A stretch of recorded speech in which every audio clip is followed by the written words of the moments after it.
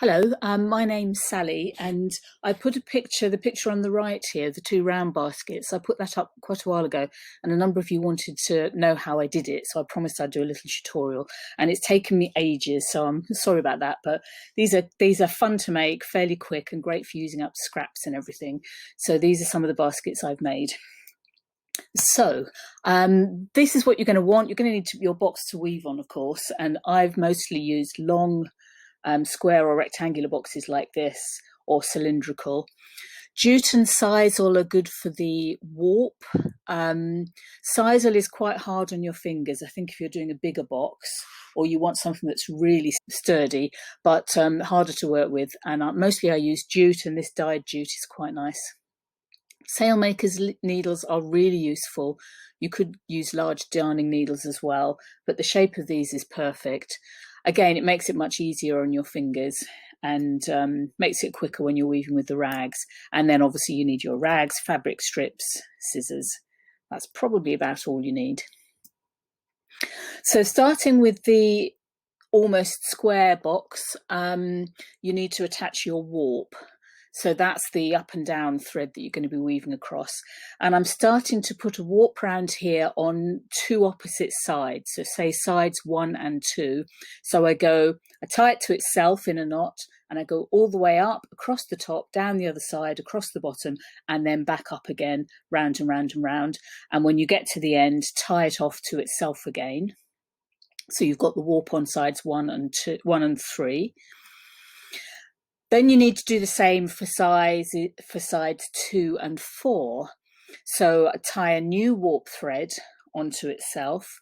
And then what I do with this is put the end of that thread onto a needle so that I can weave it across the other warp where it goes across the bottom. So that means that as you go, you're starting to actually weave what's going to be the base of the basket. And it also helps to keep the warp threads in place and gives it all a bit of stability. So when you're done, you'll have warp threads around all 4 sides of the box, and you'll also have the base of each basket done at either end. You need to make sure the total number of warp threads going around the 4 sides is an odd number. That's important, and it means that it will all match up when you're weaving through with your over, under, over, under, over, under. So then I weave some more threads into the base because I want it much closer than it is just from the warp thread. So I get another length of jute and just weave between the threads that are already there, backwards and forwards, backwards and forwards. You can pack it as tight as you want to. When I've done that, I also put some more threads around the edge going around all 4 sides, maybe 2 or 3 rows or a bit more. And then you will have filled up the bottom of the box, and you can start to bring that up to the sides of the box so that you're now starting to weave the weft across what's going to be the sides of the basket.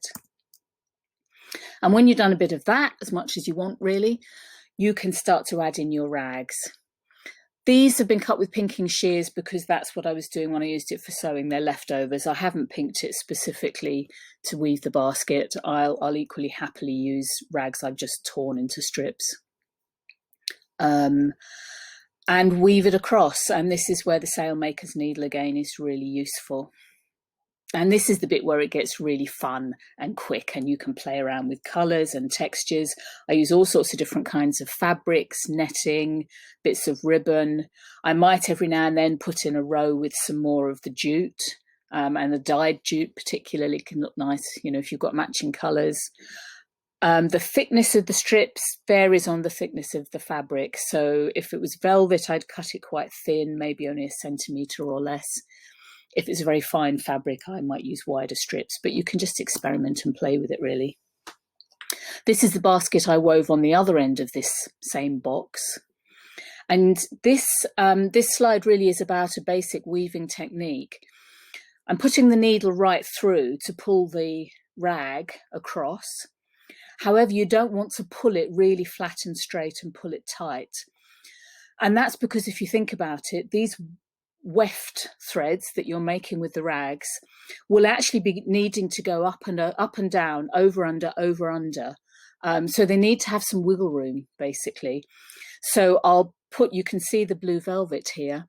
I kind of shape that into a kind of wave, and then I will push that whole wave down towards the base of the basket rather than trying to pull it tight across. If you don't do that, then as you weave, gradually the tightness of the weft will be increasing, and when you take the basket off the box, you may well find the sides pulling in and they won't end up straight. Okay, so these are the baskets I wove, one on either end of the box. You need to leave a decent gap between the top edges of each basket. You can see I've put a jute edging at the top of each one, and we'll come to that in a minute. That's important to give a sturdy edge to the top of your basket. These ones, I didn't particularly aim for 4 inches, but I just measured it afterwards. And I think that's probably, you might be able to do it with a bit less, but it gives you enough to play with to make sure that you can weave the ends in, which I'll show you in a minute, and that it will be it'll be a sturdy edge. So for this reason, it's quite good to use long boxes, unless you just want to use a basket and use a box any shape and size and just weave one basket. But if you've got one on each end, you do need to leave a gap like this. And that's because you're going to cut the threads on that gap, as you can see here. Because I've got jute around the top edge, this is fairly stable. I don't have problems with these starting to unravel or come unwoven particularly. And then again, this is where you do need some kind of needle. And you can see in the top photo on the right, I'm putting that needle down in the same gap as one of the warp threads. That's called a shed. The weaving term for that is a shed. So it's fitting between, over some of the wefts and the rags, under some of them, in the same space that the warp thread is occupying. I then thread that needle and then pull the adjacent warp thread down into the gap alongside the next warp thread along. I hope that's clear. You then work your way along the box all the way, putting each cut warp thread down into the gap next to the next adjacent warp thread, and they form a nice neat edge like the edges along these boxes. You can pull the end of those cut warp threads down until they come through on the inside, and then you can trim them off. If you want to, you can leave them sticking out like this one on the left, and you could even add beads or something onto there if you wanted to decorate them or make them little tassels or something. But if you've got a decent length to take down of that cut warp, that will give you a secure finish. So here are these two finished. If the more you pack the weft, the fabric down, and particularly if you put in strips of jute every now and then as well, mixed in with the fabric, the more you pack it down, the more sturdy your box will be, and the more it will hold its own shape and stand up. So you can vary that depending what kind of shape and what kind of basket you want.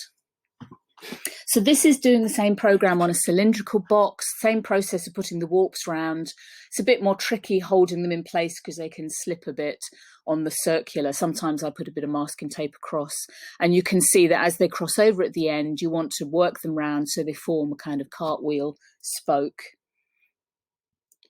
And then the base on the circular baskets is easier to weave, actually, I think. You just need to start in another thread in the very center there. You can tie a knot if you want to, or just tie it around a few times, cross it over so it's secure, and then you just weave over, under, all the way around, and you can get a really nice finish like this. Again, you need to make sure you've got an odd number of warp threads so that it all joins up. If you haven't, just weave 2 of them together, and then that won't notice when you're done, and start to come up the side, and then that gives you a round basket. And the rest of the process is exactly the same. So once you've got the hang of this, you can do it on all sorts of sizes of boxes. You can do really big boxes. If you have a really big sturdy box that will hold the warp and the tension, you can do a really big basket like this one. But this one was actually woven at a textiles course I used to go to, a local college, where they had a wooden frame. So if you've got woodwork skills, or you know someone who's handy with a bit of carpentry, just an open frame with the top and bottom edges. The top you can then make wider, in fact, than the bottom a little bit. You can give your basket a bit of shape, and then the struts for all 4 corners. And these are really satisfying to do as well. So I've probably forgotten to say useful things that I should have said, but please leave me any questions in the comments. And yeah, I hope this will be useful. Thanks for watching and listening.